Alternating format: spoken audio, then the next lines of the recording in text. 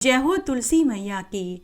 तुलसी महारानी नमो नमो, हरि की पटरानी नमो नमो। बन तुलसी पूरन तप कियो मैया, शालग्राम महापटरानी। जाके मंज मंजरी कोमल मैया, श्रीपति चरण कमल लपटानी। धूप दीप नैवेद्य आरती मैया, पुष्पन की वर्षा बरसानी।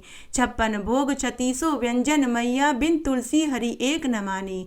सामरो सखी माई तेरा यश गावे मैया, भक्तों वर दीजे महारानी। तुलसी महारानी नमो नमो, हरि की पटरानी नमो नमो। राधे राधे, जय श्री कृष्णा। आप सभी के ऊपर भगवान विष्णु और माता तुलसी का और माता लक्ष्मी का आशीर्वाद हमेशा बना रहे।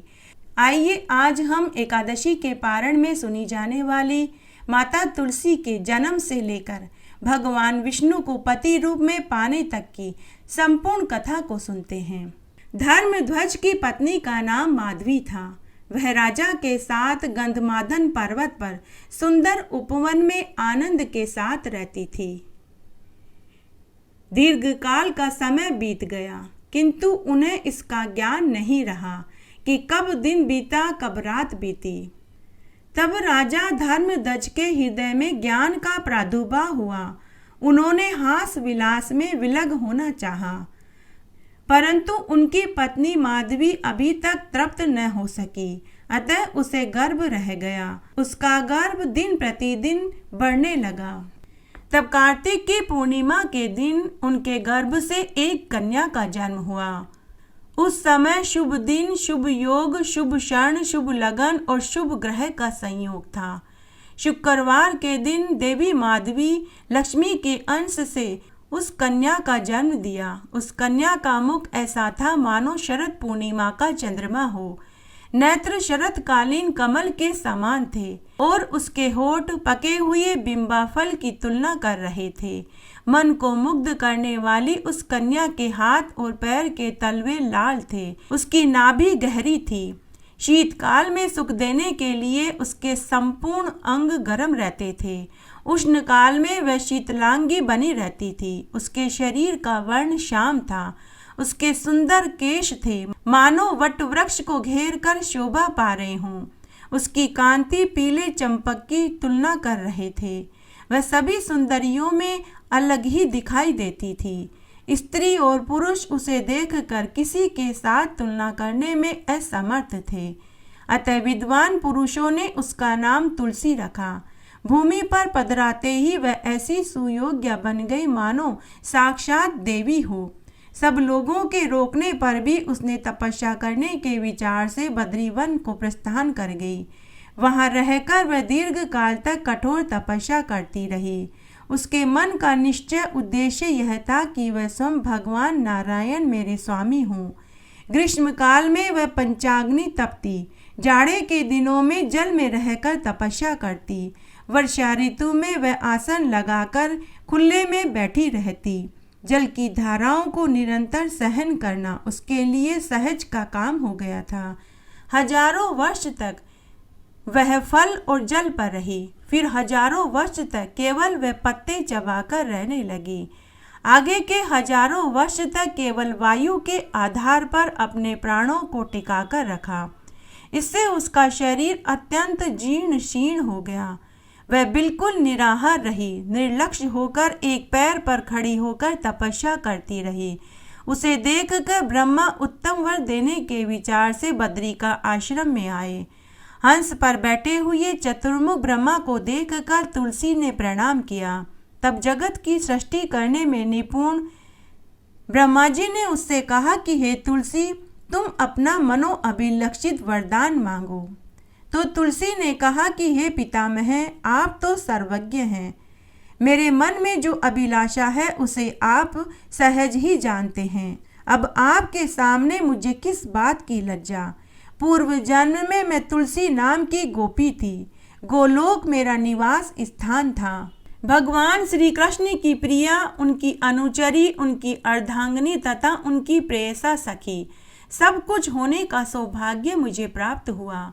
गोविंद नाम से सुशोभित उन प्रभु के साथ मैं हास विलास में रत रहती थी।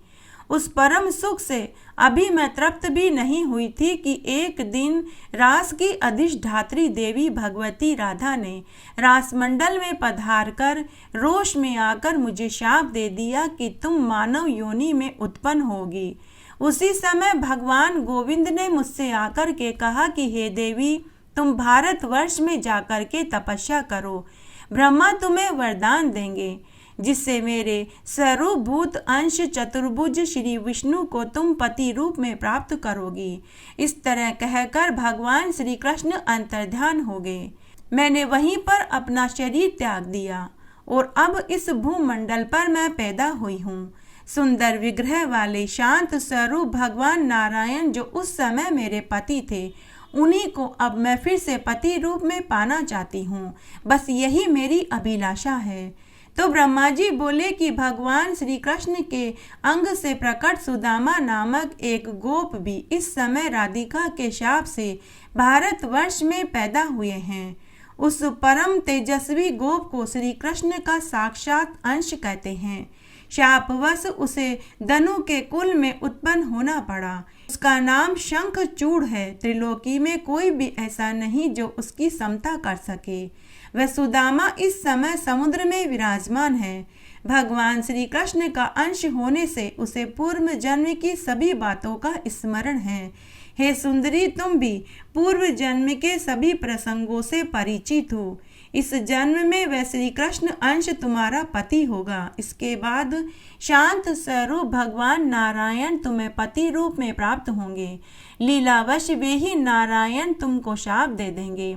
अतः अपनी कला से तुम्हें वृक्ष बनकर भारत में रहना पड़ेगा। संपूर्ण विश्वों में तुम प्रधान मानी जाओगी। भगवान विष्णु तुम्हें प्राणों से भी अधिक प्रिय मानेंगे। तुम्हारे बिना पूजा निष्फल समझी जाएगी। वृंदावन में वृक्ष रूप से रहते समय लोग तुम्हें वृंदावनी कहेंगे। तुमसे उत्पन्न पत्तों से गोपी और गोपों द्वारा भगवान माधव की पूजा होगी। तुम मेरे वर के प्रभाव से वृक्षों की अधिष्ठात्री देवी बनकर गोप रूप से विराजने वाले भगवान श्री कृष्ण के साथ निरंतर आनंद भोगोगी। ब्रह्मा की यह अमर वाणी सुनकर तुलसी के मुख पर हंसी छा गई। उसके मन में अपार हर्ष पैदा हो गया। तुलसी ने कहा कि हे पितामह, मैं बिल्कुल सच्ची बात कहती हूँ। दो भुजाओं से शोभा पाने वाले श्याम सुंदर भगवान श्री कृष्ण को पाने के लिए मेरी जैसी अभिलाषा है, वैसी चतुर्मुख श्री विष्णु के लिए नहीं है। परंतु उन गोविंद की आज्ञा से ही मैं चतुर्भुज श्री हरि के लिए प्रार्थना करती हूँ। ओहो, वे गोविंद मेरे लिए परम दुर्लभ हो गए। आप ऐसी कृपा करें कि उन्हीं गोविंद को मैं पुनः निश्चय ही प्राप्त कर सकूं। तो ब्रह्मा जी बोले कि हे देवी, तुम्हारे प्रति भगवती राधा षोडशो अक्षर मंत्र का उपदेश करता हूँ। तुम इसे हृदय में धारण कर लो। मेरे वर के प्रभाव से अब तुम राधा को प्राण के समान प्रिय हो जाओगी। भगवान गोविंद के लिए तुम जैसी ही प्रेयसी बन जाओगी जैसी राधा है। इस प्रकार कहकर जगन्दाता ब्रह्मा ने तुलसी को भगवती राधा का षोडशो अक्षर मंत्र बता दिया। साथ ही स्तोत्र, कवच, पूजा की संपूर्ण विधि भी बताई। तब तुलसी ने भगवती राधा की उपासना करी। उनके कृपा प्रसाद से वह देवी राधा के समान सिद्ध हो गई। मंत्र के प्रभाव से ब्रह्मा जी ने जैसा कहा था वैसा ही फल तुलसी को प्राप्त हो गया। तब एक समय की बात है, वृषध्वज की कन्या तुलसी अत्यंत प्रसन्न होकर शयन कर रही थी। उसने स्वप्न में एक सुंदर वेश वाले पुरुष को देखा। वह पुरुष अभी पूर्ण नवयुवक था। उसके मुख पर मुस्कान छाई हुई थी। उसके संपूर्ण अंगों में चंदन का अनुलेपन था। रत्न में आभूषण उसे सुशोभित कर रहे थे। उसके गले में सुंदर माला थी। उसके नेत्र भ्रमर तुलसी के मुख कमल का रसपान कर रहे थे। स्वप्न में ही तुलसी का उसके साथ हास विलास हुआ। यो स्वप्न देखने के बाद तुलसी जाग कर विलाप करने लगी। इस प्रकार तरुण अवस्था से संपन्न वह देवी वहीं रहकर समय व्यतीत करने लगी। उसी समय महान योगी शंखचूड़ का बद्री वन में आगमन हो गया। जेगीशव्य मुनि की कृपा से भगवान श्री कृष्ण का मनोहर मंत्र उसे प्राप्त हो चुका था। उसने पुष्कर क्षेत्र में रहकर उस मंत्र को सिद्ध भी कर लिया।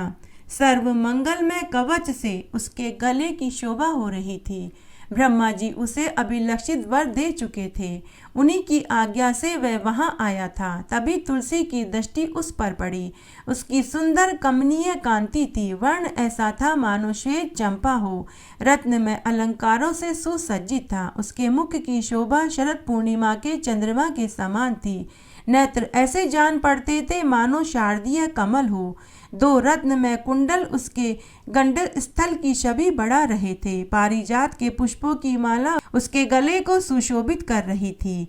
कस्तूरी और कुमकुम से युक्त सुगंधपूर्ण चंदन द्वारा उसके अंग अनुलिप्त थे। मन को मुग्ध कर देने वाला वह शंखचूड़ अमूल्य रत्नों से बने हुए विमान पर सवार था। शंखचूड़ को देखकर तुलसी ने वस्त्र से अपना मुंह ढक लिया। लज्जावश उसका मुख नीचे की ओर झुक गया। शरद पूर्णिमा के चंद्रमा उसके निर्मल दिव्य चंद्र जैसे मुख के सामने तुच्छ थे। अमूल्य रत्नों से बने हुए नुपुर उसके चरणों की शोभा बढ़ा रहे थे। मणि से निर्मित करधनी सुंदर शब्द कर रही थी। मालती के पुष्पों की माला से संपन्न केश कलाप मस्तक की शोभा बढ़ा रहे थे। कानों में रत्नों से बने हुए मकराकृत कुंडल पहने हुआ था। रत्नों से निर्मित हार उसके वक्ष स्थल को सुशोभित कर रहे थे। कंकण, केयूर, शंख, अंगूठियां उस देवी की शोभा बढ़ा रहे थे। साध्वी तुलसी का आचरण अत्यंत ही प्रशंसनीय था। ऐसे भव्य शरीर से शोभा पाने वाली उस सुंदरी तुलसी को देखकर शंखचूड़ उसके पास आकर बैठ गया और मीठे शब्दों में बोला कि हे देवी, तुम कौन हो? तुम्हारे पिता कौन हैं? तुम अवश्य ही संपूर्ण स्त्रियों में स आदर की पात्र हो। तब तुलसी ने कहा कि हे महाशय, मैं राजा धर्मध्वज की कन्या हूँ। तपस्या करने के विचार से इस तपोवन में आई थी। परंतु आप कौन हैं? तुम्हें आनंद पूर्वक यहाँ से चले जाना चाहिए, क्योंकि उच्च कुल की किसी भी अकेली साध्वी कन्या के साथ एकांत में कोई भी कुलीन पुरुष बातचीत नहीं करता। ऐसा नियम मैंने श्रुति में सुना है। जो कलुषित कुल में उत्पन्न है तथा जिसे धर्मशास्त्र एवं श्रुति का अर्थ सुनने का कभी सुअवसर नहीं मिला, वह दुराचारी व्यक्ति ही कामी बनकर पर स्त्री की कामना करता है। स्त्री की मधुर वाणी में कोई सार नहीं रहता। वह सदा अभिमान में चूर रहती है। वह वस्तुतः विष से भरे हुए घड़े के समान है, परंतु उसका मुख ऐसा जान पड़ता है मानो सदा अमृत से भरा हो। संसार रूपी कारागार में जकड़ने के लिए यह सांकल है। स्त्री को इंद्रजाल स्वरूपा तथा स्वप्न के समान मिथ्या कहते हैं। बाहर से तो यह अत्यंत सुंदरता धारण करती है, परंतु उसके भीतर के अंग कुत्सित भावों से भरे रहते हैं। उसका शरीर विष्ठा, मूत्र, पीप, मल आदि अनेक प्रकार के दुर्गंधपूर्ण वस्तुओं का आधार है। रक्त जनित दोष युक्त यह शरीर कभी पवित्र नहीं रहता। सृष्टि की रचना के समय ब्रह्मा ने मायावी व्यक्तियों के लिए इस माया स्वरूपिणी स्त्री का सृजन किया। मोक्ष की इच्छा करने वाले पुरुषों के लिए यह विष का काम करती है। अतः मोक्ष चाहने वाले व्यक्ति उसे देखना भी नहीं चाहते। तुलसी शंखचूड़ से इस प्रकार कहकर चुप हो गई। तब शंखचूड़ ने तुलसी से कहा कि हे देवी, तुमने जो कुछ भी कहा है वह असत्य नहीं है, पर अब मेरी कुछ संन्यास मिश्रित बातें सुनने की कृपा करो। विधाता ने दो प्रकार की स्त्रियों का निर्माण किया है, वास्तव स्वरूपा और अवास्तव स्वरूपा। दोनों ही एक समान मनोहर होती है, पर एक को प्रशस्त कहते हैं तो दूसरी को अप्रशस्त। लक्ष्मी, सरस्वती, दुर्गा, सावित्री और राधिका, ये 5 देवियां सृष्टि सूत्र है, सृष्टि की मूल कारण है। इन आद्य देवियों के प्रादुर्भाव का प्रयोजन केवल सृष्टि करना है। इनके अंश से प्रकट गंगा आदि देवियां वास्तव स्वरूपा कहलाती है। इनको श्रेष्ठ माना जाता है। विशेष बात तो यह है कि मैं पूर्व जन्म में श्री हरि के साथ रहने वाला उन्हीं का अंश सुदामा नामक गोप था। जो सुप्रसिद्ध 8 गोप भगवान के सम पार्षद थे, उनमें से एक मैं था। देवी राधिका के शाप से इस समय मैं दानवेंद्र बना। भगवान श्री कृष्ण का मंत्र मुझे इष्ट है, अतः पूर्व जन्म की बातों को मैं जान जाता हूँ। तुम भी पूर्व जन्म में श्री कृष्ण के पास रहने वाली तुलसी थी। ये जानने की योग्यता तो तुम्हें भी प्राप्त है। तुम भी तो भारतवर्ष में उत्पन्न हुई हो। इसमें मुख्य कारण श्री राधिका का रोष ही है। जब इस प्रकार कहकर शंखचूड़ चुप हो गया तब तुलसी कहने लगी। उस समय तुलसी का मन संतुष्ट था। उसके मुख पर मुस्कुराहट छाई हुई थी। जब शंखचूड़ और तुलसी आपस में वार्तालाप कर रहे थे तभी ब्रह्मा जी वहां आए और बोले कि हे शंखचूड़, तुम इस देवी के साथ क्या बातचीत कर रहे हो? अब गंधर्व विवाह के नियमानुसार इसे पत्नी रूप में स्वीकार कर लेना तुम्हारे लिए परम आवश्यक है, क्योंकि तुम पुरुषों में रत्न हो और यह साध्वी देवी भी कन्याओं में रत्न है। इसके बाद ब्रह्मा जी ने तुलसी से कहा, हे तुलसी, तुम ऐसे गुणी पति की क्या परीक्षा लेती हो? देवता, दानव, असुर सबको कुचल डालने की इसमें शक्ति है। जिस प्रकार भगवान नारायण के पास लक्ष्मी, श्री कृष्ण के पास राधिका, मेरे पास सावित्री, भगवान वाराह के पास पृथ्वी, यज्ञ के पास दक्षिणा, अत्रि के पास अनुसुईया, नल के पास दमयंती, चंद्रमा के पास रोहिणी, कामदेव के पास रति, कश्यप के पास अदिति, वशिष्ठ के पास अरुंधति, गौतम के पास अहिल्या, कर्दम के पास देवहूति, बृहस्पति के पास तारा, मनु के पास शत्रुपा, अग्नि के पास स्वाहा, इंद्र के पास शची, गणेश के पास पुष्टि, स्कंद के पास देवसेना, धर्म के पास साध्वी मूर्ति पत्नी रूप से शोभा पाती है। वैसे ही तुम भी इस शंखचूड़ की सौभाग्यवती पत्नी बन जाओ। इसके बाद तुम पुनः गोलोक में भगवान श्री कृष्ण के पास चली जाओगी और यह शंखचूड़ भी इस शरीर को त्याग करके पुनः बैकुंठ में जाकर चतुर्भुज भगवान विष्णु में लीन हो जाएगा। तब भगवान नारायण कहते हैं कि शंखचूड़ और तुलसी को इस प्रकार आशीर्वाद देकर ब्रह्मा जी पुनः अपने लोक में चले गए। तब शंखचूड़ ने गंधर्व विवाह के अनुसार तुलसी को अपनी पत्नी बना लिया। उस समय स्वर्ग में दुंदुभियां बजने लगी, आकाश से फूलों की बरसात होने लगी। शंखचूड़ अपने भवन में जाकर तुलसी के साथ आनंद से रहने लगा। अपनी चिर संगिनी धर्म पत्नी परम सुंदरी तुलसी के साथ आनंद में जीवन बिताते हुए राजा अधिराज शंखचूड़ ने दीर्घ काल तक भोग भोगा। देवता, दानव, असुर, गंधर्व, किन्नर, राक्षस सभी शंखचूड़ के शासन काल में सदा शांत रहते थे। अधिकार छीन जाने के बाद देवताओं की स्थिति भिक्षुक जैसी हो गई। अतः वे सभी अत्यंत उदास होकर ब्रह्मा जी के पास गए और अपनी सारी स्थिति बता करके करुण विनती करने लगे। तब ब्रह्मा जी देवताओं को साथ लेकर भगवान शंकर के पास गए। वहां पहुंचकर मस्तक पर चंद्रमा को धारण करने वाले शिव से सभी बातें कह सुनाई। फिर ब्रह्मा और शंकर देवताओं को साथ लेकर बैकुंठ में गए। बैकुंठ ऐसा धाम है, वहाँ बुढ़ापा और मृत्यु का प्रभाव नहीं होता। भगवान श्री हरि के भवन का प्रवेश द्वार परम ही श्रेष्ठ है। वहाँ पहुंचकर रत्नमय सिंहासन पर बैठे हुए द्वारपालों को जब देखा तब इन ब्रह्मा आदि देवताओं का मन आश्चर्य से भर गया। वे सभी परम सुंदर थे, सभी पीतांबर धारण किए हुए थे, रत्नमय आभूषणों से विभूषित थे। सबके गले में दिव्य वरमाला लहरा रही थी। सुंदर शरीर श्याम रंग के थे। उनके शंख, चक्र, गदा, पद्म से सुशोभित 4 भुजाएं थी। प्रसन्न वदन मुस्कान से भरे हुए थे। द्वारपालों से अनुमति पाकर ब्रह्मा 16 द्वारों को पार करके भगवान श्री हरि के भवन में पहुंचे।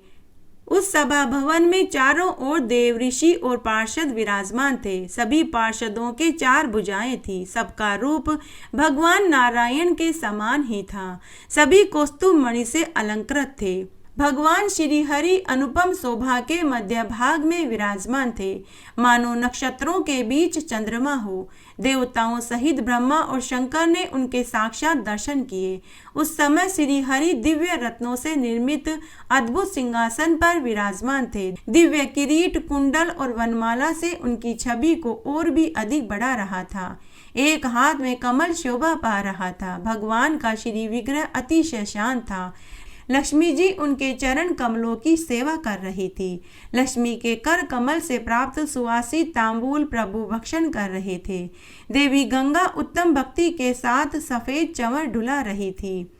ऐसे परम विशिष्ट परिपूर्णतम भगवान श्री हरि के दर्शन प्राप्त होने पर ब्रह्मा आदि सभी देवता उनको प्रणाम करके स्तुति करने लगे। उस समय हर्ष के साथ उनके सर्वांग में पुलकावली छा गई, आंखों से आंसू बहने लगे।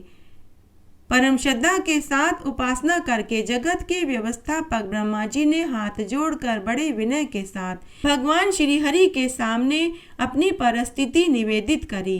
श्री हरि सर्वज्ञ एवं सबके अभिप्राय से पूर्ण परिचित थे।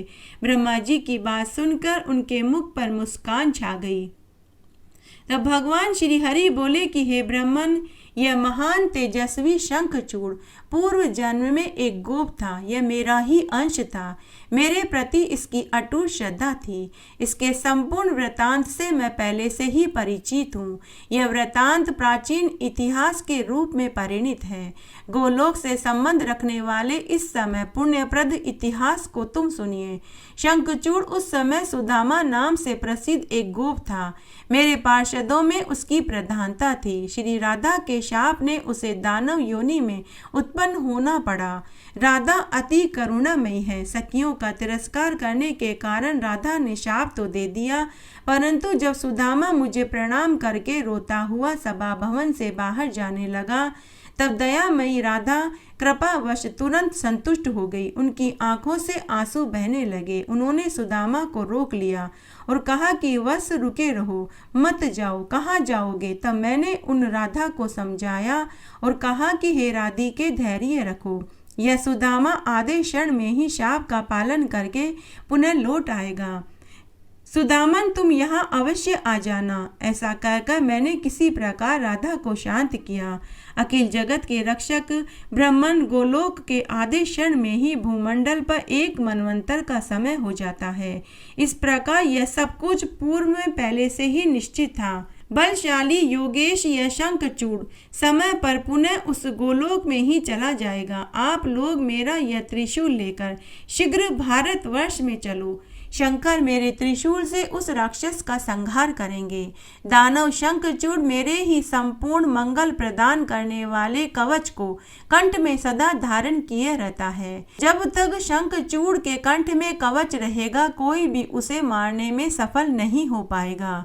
अतः मैं ही ब्राह्मण का वेश धारण करके उससे उसका कवच दान में मांगूंगा। साथ ही जिस समय उसकी स्त्री का सतीत्व नष्ट होगा, उसी समय उसकी मृत्यु हो जाएगी। यह भी मैंने उसको वरदान दे रखा है। उसकी पत्नी के उदर में मैं वीर्य स्थापित करूंगा। मैंने यह निश्चय कर लिया है। वैसे तुलसी मेरी चिरप्रिया है। इससे वस्तुतः मुझ सर्वात्मा को कोई दोष भी नहीं लगेगा। उस समय शंखचूड़ की मृत्यु हो जाएगी, इसमें कोई संदेह नहीं है। इस प्रकार कहकर जगत प्रभु भगवान श्री हरि ने शंकर को त्रिशूल सौंप दिया। त्रिशूल लेकर रुद्र और ब्रह्मा सब अपने अपने लोक को चले गए। नारायण कहते हैं कि उसके बाद ब्रह्मा दानव के संहार कार्य में शंकर को नियुक्त करके सम उसी क्षण अपने स्थान को चले गए। देवता भी अपने अपने लोक को चले गए। तब चंद्रभागा नदी के तट पर एक मनोहर वटवृक्ष के नीचे जाकर देवताओं का अभ्युदय करने के विचार से महादेव जी आसन जमा करके बैठ गए। गंधर्व राज चित्ररथ शंकर का बड़ा प्रेमी था। उन्होंने उसे दूध बनाकर शंखचूड़ के पास भेजा। उनकी आज्ञा पाकर चित्ररथ शंखचूड़ के नगर में गया। दानव राज की पूरी अमरावती बड़ी ही श्रेष्ठ थी। कुबेर का नगर भी उसके सामने तुच्छ था। उस नगर की लंबाई 10 योजन की और चौड़ाई 5 योजन की थी। स्फटिक मणि के समान रत्नों से वह बना हुआ था। नगर के चारों ओर वाहन थे। 7 खाइयों और 7 दुर्गों से वह सुरक्षित था। उसमें सैकड़ों सुंदर सुंदर सड़कें मणिमय से युक्त थी। ऊंचे महल चारों ओर सुशोभित हो रहे थे, जिनमें अनेक प्रकार की बहुमूल्य वस्तुएं भरी हुई थी। सिंदूर के समान लाल मणियों द्वारा बने हुए असंख्य विचित्र दिव्य एवं सुंदर आश्रम उस नगर की शोभा बढ़ा रहे थे। इस प्रकार के सुंदर नगर में जाकर चित्ररथ ने शंखचूड़ का भवन देखा। वह नगर के बिल्कुल मध्य भाग में था। उसके बाद चित्ररथ ने शंखचूड़ को भगवान शंकर का संदेश सुनाया। चित्ररथ ने शंखचूड़ से कहा कि हे राजन, मैं शंकर का भेजा हुआ दूत हूँ। मेरा नाम चित्ररथ है। शंकर की कहीं बातें ही मैं आपसे कह रहा हूँ। कृपया करके आप भगवान शंकर के संदेश को सुनिए। अब आप देवताओं का राज्य उन्हें पुनः लौटा दीजिए, क्योंकि वे देवेश्वर श्री हरि की शरण में गए थे। उन प्रभु ने अपना त्रिशूल देकर आपके विनाश के लिए शंकर जी को भेजा है। त्रिनेत्रधारी भगवान शिव इस समय पुष्प भद्रा नदी के तट पर बैठे हैं। आप या तो देवताओं का राज्य लौटा दें या फिर युद्ध के लिए तैयार रहें। तब शंकर भगवान के दूत की बात सुनकर शंखचूड़ मुस्कुराता हुआ बोला कि अरे दूत, मैं कल प्रातः काल चलूंगा, तुम अभी जाओ। तब दूत वट के नीचे वापस आया और भगवान शंकर के पास आकर शंखचूड़ की बात कही। इतने में ही योजना के अनुसार कार्तिकेय शंकर भगवान के पास आए। वीरभद्र, नंदीश्वर, महाकाल, सुभद्र, विशालाक्ष, पिंगलाक्ष, बाणासुर, विंकमन अनेक भगवान शंकर के दूत और गण वहां आ गए। साथ ही तीखे ढाड वाले कोटरा केठवी सम-8 भुजा से सुशोभित भगवती भद्रकाली भी भयंकर रूप धारण करके वहां आ गई। दूत के चले जाने के बाद शंखचूड़ अंतःपुर में गया। उसने अपनी पत्नी तुलसी से युद्ध संबंधी बातें बताई। सुनते ही तुलसी के होठ और तालू सूख गए। उसका हृदय संतप्त हो उठा। फिर परम साध्वी तुलसी मधुर वाणी में बोली कि हे नाथ, आप मेरे प्राणों के अधिष्ठाता देव हैं। आप विराजिए, मैं अपने नेत्रों से कुछ समय तक आपको देखना चाहती हूँ। मेरे प्राण फड़फड़ा रहे हैं। आज मैंने रात के अंतिम प्रहर में एक बहुत बुरा स्वप्न देखा। महाराज शंखचूड़ ज्ञानी पुरुष थे। तुलसी की बातें सुनकर उसने भोजन किया, जल पिया। फिर उसके बाद उसने सत्य हितकर एवं यथार्थ वचन तुलसी से कहे कि हे प्रिय, कर्म भोग का सारा निबंध काल के सूत्र में बंधा है। शुभ, हर्ष, सुख, दुख, भय, शोक, मंगल सभी काल के अधीन हैं। समय अनुसार वृक्ष उगते हैं, उन पर शाखाएं फैलती है, पुष्प लगते हैं और फल आते हैं। फिर काल ही उन फलों को पकाता है। बाद में काल के प्रभाव से फूल, फल वे संपूर्ण वृक्ष नष्ट भी हो जाते हैं। हे सुंदरी, समय पर विश्व उत्पन्न होता है और समय अनुसार ही उनकी अंतिम घड़ी भी आती है। काल की महिमा स्वीकार करके ब्रह्मा सृष्टि करते हैं, विष्णु पालन करते हैं, रुद्र संहार करते हैं। ब्रह्मा, विष्णु और शिव आदि प्रधान देवताओं की भी अधिष्ठाती देवी भगवती प्रकृति है। उन्हीं को तष्टा, पाता और संहर्ता कहते हैं। केवल उन्हीं में काल को नचाने की योग्यता है। उन्हीं को परब्रह्म परमात्मा कहा जाता है। इस प्रकार शंखचूड़ तुलसी के साथ सुंदर बातचीत कर रहा था कि इतने में ही सायंकाल का समय हो गया। रत्नमय भवन में पुष्प और चंदन से चर्चित श्रेष्ठ शैया बिछी थी। वह उस पर सो गया। भांति भांति के वैभवों की बात उसके मन में स्फुरित होने लगी। उसके भवन में रतन का दीपक जल रहा था। परम सुंदरी स्त्रियों में रत्न तुलसी सेवा में उपस्थित थी। ज्ञानी शंखचूड़ ने पुनः तुलसी को दिव्य ज्ञान प्रदर्शित करते हुए समझाया। साथ ही शंखचूड़ ने तुलसी को संपूर्ण शोकों को दूर करने वाले उस उत्तम ज्ञान को बतलाया जो दिव्य भांडीरव वन में भगवान श्री कृष्ण की कृपा से उसे प्राप्त हुआ था। ऐसे श्रेष्ठ ज्ञान को पाकर उस देवी का मुख प्रसन्नता से भर गया। नारायण कहते हैं कि शंखचूड़ श्री कृष्ण भगवान का भक्त था। वह मन में भगवान श्री कृष्ण का ध्यान करके ब्रह्म मुहूर्त में ही अपनी पुण्यमयी शैया से उठ गया। उसने स्वच्छ जल से स्नान करके रात के वस्त्र त्यागे, धुले हुए 2 वस्त्रों को पहनकर, उज्जवल तिलक लगाकर, फिर इष्ट देवता का वंदन करके प्रतिदिन की भांति उसने भक्ति पूर्वक ब्राह्मणों को उत्तम रत्न, मणि, स्वर्ण वस्त्र दान किए।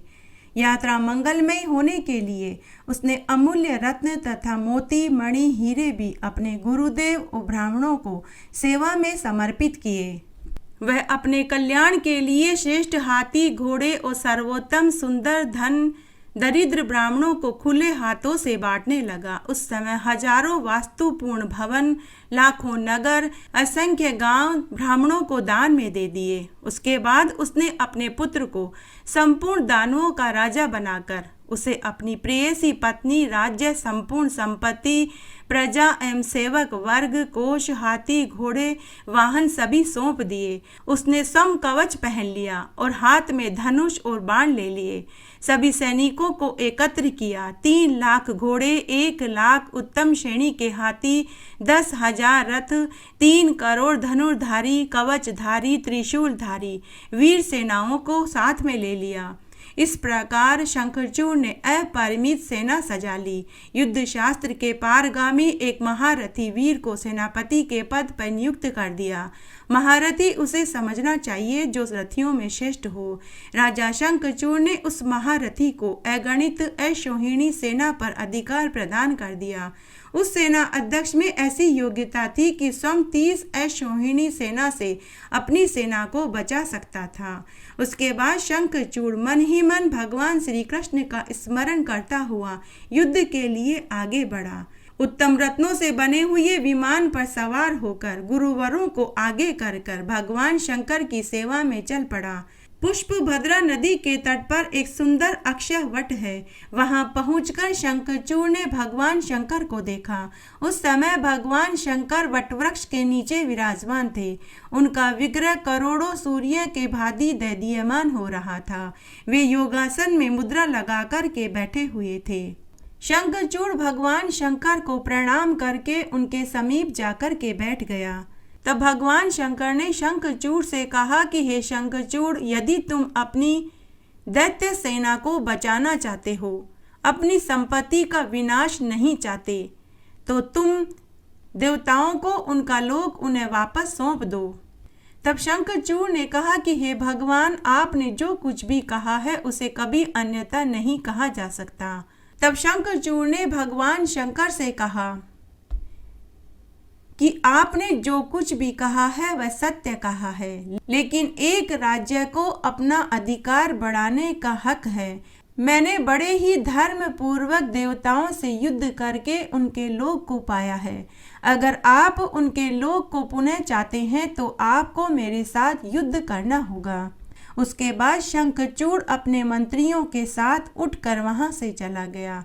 दानवराज शंखचूड़ ने जाने से पहले भगवान महादेव को मस्तक झुकाकर के प्रणाम किया। उसी क्षण भगवान शंकर ने अपनी सेना और देवताओं को युद्ध करने की आज्ञा दे दी। इधर सेनापति शंखचूड़ भी युद्ध के लिए तैयार हो गया। स्वयं महेंद्र भी युद्ध करने लगे। दंभ के साथ चंद्रमा की, कालसव के साथ काल की, गोकर्ण के साथ अग्निदेव की, कालकेय के साथ कुबेर की, मैं के साथ विश्वकर्मा की, भयंकर के साथ मृत्यु की, संहार के साथ यम की, विकक के साथ वरुण की, चंचल के साथ समीरण की, घृतभ्रष्ट के साथ बुध की, रक्ताक्ष के साथ शनिचर की। इस प्रकार एक देवता और एक दैत्य आपस में युद्ध करने लगे। इस तरह देवताओं और दैत्यों में कई हजार वर्ष तक युद्ध चलता रहा। इस तरह शिव और शंखचूड़ में बहुत लंबे समय तक युद्ध होता रहा। कोई किसी से न जीत रहा था न हार रहा था। कभी समय अनुसार शंखचूड़ शस्त्र रख कर रथ पर विश्राम कर लेता तो कभी भगवान शंकर भी शस्त्र रख कर वृषभ पर आराम कर लेते। शंकर के प्रयास से असंख्य दानवों का कच्चूमर निकल गया। इधर संग्राम में देव पक्ष के जो जो योद्धा मरते थे उनको विभु शंकर पुनः जीवित कर देते थे। उसी समय भगवान श्री हरि एक अत्यंत आतुर बूढ़े ब्राह्मण का वेश बना करके युद्ध भूमि में आए और दानव राज शंखचूड़ से कहने लगे कि हे राजन, मुझ ब्राह्मण को भिक्षा देने की कृपा करो। इस समय संपूर्ण शक्तियां प्रदान करने की तुम में पूर्ण योग्यता है, अतः तुम मेरी अभिलाषा पूरी करो। मैं निरीह, त्रसित एवं वृद्ध ब्राह्मण हूँ। पहले तुम देने के लिए सत्य प्रतिज्ञा करो, तभी मैं तुमसे दान मांगूंगा। तब शंखचूड़ अत्यंत प्रसन्न होकर बोला कि हाँ हाँ, बहुत ठीक, आप जो चाहेंगे मैं वही चीज आपको दान में दूंगा। तब अतिशय माया फैलाते हुए उस ब्राह्मण ने कहा कि हे शंखचूड़, मैं तुम्हारा कृष्ण कवच दान में चाहता हूँ।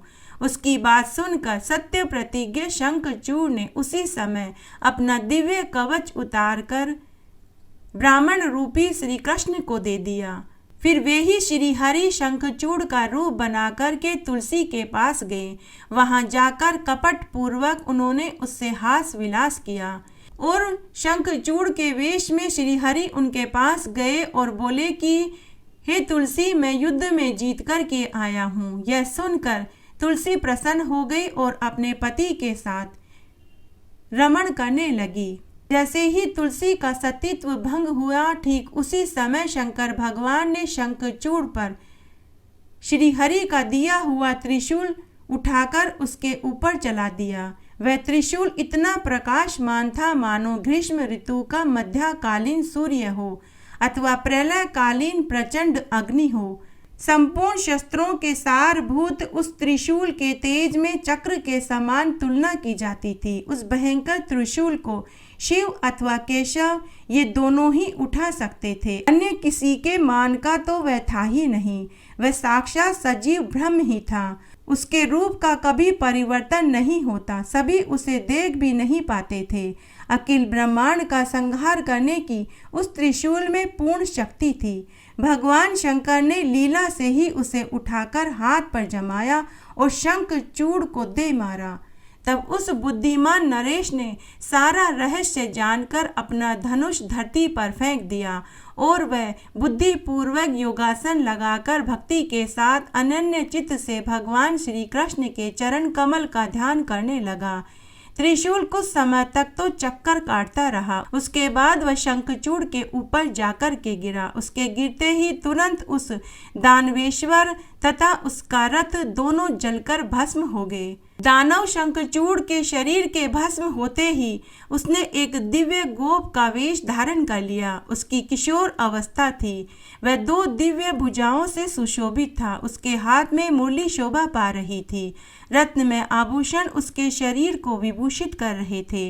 इतने में ही अकस्मात सर्वोत्तम दिव्य मणियों द्वारा निर्मित एक दिव्य विमान गोलोक से नीचे आया। उस रथ में असंख्य गोपियां बैठी हुई थी। शंखचूड़ उस पर सवार होकर गोलोक के लिए प्रस्थान कर गया। उस समय वृंदावन में रास मंडल के मध्य भगवान श्री कृष्ण और भगवती श्री राधिका विराजमान थी। वहां पहुंचते ही शंखचूड़ ने भक्ति के साथ अपना मस्तक झुकाकर उनके चरण कमलों में साष्टांग प्रणाम किया। अपने चिर सेवक सुदामा को देखकर उन दोनों के श्रीमुख प्रसन्नता से खिल उठे। उन्होंने अत्यंत प्रसन्न होकर उसे अपनी गोद में बैठा लिया। उसके बाद वह त्रिशूल बड़े वेग से आदर पूर्वक भगवान श्री कृष्ण के पास वापस लौट आया। शंखचूड़ की हड्डियों से शंख बना। वही शंख अनेक प्रकार के रूपों में विराजमान होकर देवताओं की पूजा में निरंतर पवित्र माना जाता है। उसके जल को श्रेष्ठ माना जाता है, क्योंकि देवताओं को प्रसन्न करने के लिए वह अचूक साधन है। उस पवित्र जल को तीर्थ में माना जाता है। उसके प्रति केवल शंकर की आदर बुद्धि नहीं है। जहाँ कहीं भी शंख ध्वनि होती है वहीं लक्ष्मी जी सम्यक प्रकार से विराजमान रहती है। जो शंख के जल से स्नान कर लेता है उसे संपूर्ण तीर्थों में स्नान करने जितना फल मिल जाता है। शंख साक्षात भगवान श्री हरि का अधिष्ठान है। जहाँ जहाँ पर शंख रहता है वहाँ भगवान श्री हरि भगवती लक्ष्मी सहित निवास करते हैं। वहाँ अमंगल दूर भाग जाता है। उधर शिव को शंखचूड़ को मारकर अपने लोक को पधार गए। उनके मन में अपार हर्ष था। वे वृषभ पर आरूढ़ होकर अपने गणों सहित अपने लोक को चले गए। अपना राज्य पा लेने के बाद देवताओं में भी हर्ष की सीमा नहीं थी। स्वर्ग में देवता दुंदुभियां बजा रहे थे। गंधर्व और किन्नर यशोगान कर रहे थे। भगवान शंकर के ऊपर कोटि देवताओं ने पुष्पों की वर्षा करी। देवताओं और मुनि गणों ने भगवान शंकर की प्रशंसा करी। नारायण कहते हैं कि भगवान श्री हरि देवताओं का कार्य साधन करने के लिए सदा तत्पर रहते हैं। उन्होंने वैष्णवी माया फैलाकर शंखचूड़ से कवच लिया और फिर शंखचूड़ का ही रूप धारण करके तुलसी के घर पहुंचे और उसके साथ रमण करके तुलसी का सतीत्व भंग किया, क्योंकि शंखचूड़ की मृत्यु का एकमात्र कारण तुलसी के सतीत्व का भंग होना था। उधर जैसे ही शंखचूड़ की मृत्यु हुई, इधर भगवान श्री हरि अपने पूर्ववत रूप में आ गए।